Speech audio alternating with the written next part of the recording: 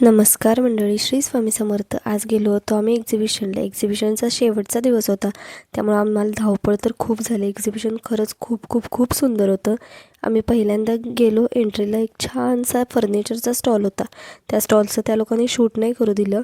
असो, त्यांच्या design reveal होतात असं त्यांचं म्हणणं होतं. आम्ही पुढं आलो आणि पुढं त्याच्यापेक्षा खूप सुंदर स्टॉल होता, जो लाकडाच्या सगळ्या वस्तू तुम्ही बघू शकता इथं व्हिडिओमध्ये, की तिने इतक्या सुंदर सुंदर वस्तू बनवल्या होत्या की आपल्याला असं समजत नव्हतं की हा एक खरंच क्रिएटिव्हिटी इतकी सुंदर असू शकते का. खरंच खूप सुंदर वस्तू होत्या. ते झालं. तिथे थोडीशी मस्ती गेली. जुना एक फोन बघायला भेटला, जो आत्ता यूज नाही होत, पण अँटिक पीस म्हणून खरंच खूप सुंदर होता तो बघितला. तिथून आलो पुढे. त्यानंतर खूप सुंदर सुंदर अशा वस्तू बघितल्या.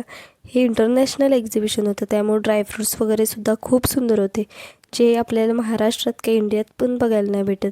अशा काही बऱ्याचशा वस्तू होत्या तिथं, ज्या रेग्युलरसुद्धा होत्या, असं काही नव्हतं, पण जरासं थोडं कॉस्टलीच होतं ते. त्यामुळे आम्हाला काही जास्त इतकं काही ठीक नाही वाटलं, की आपल्याला कसं आहे ना, एक्झिबिशन म्हटलं तर खिशाला परवडायला पण पाहिजे.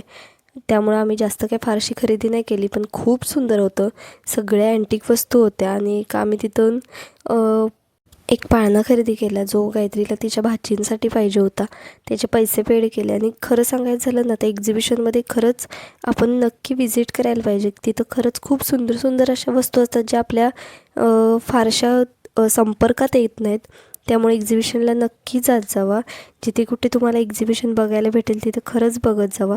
खूप छान छान वस्तू असतात आणि त्यांची क्रिएटिव्हिटी, त्यांचं काही जे काही नॉलेज असतं ते सुद्धा आपल्याला खूप सुंदर प्रकारे बघायला मिळतं. आणि असे पण स्टॉल जे असतात, जे आपण कधी बघितलेले नसतात. त्यामुळे खरंच प्लीज एक्झिबिशनला व्हिजिट करत जावं. उद्या भेटू नेक्स्ट व्लॉगमध्ये. तोपर्यंत बाय.